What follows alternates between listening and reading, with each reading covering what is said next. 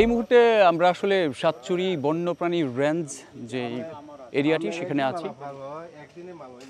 প্রাণীর মধ্যে সাতচুরি জাতীয় উদ্যানে দেখা মিলে মেছুবাঘ, উল্লুক, মুখপোড়া হনুমান, শূকর, লজ্জাবতী বানর, চশমা হনুমান এবং নানা প্রজাতির সাপ।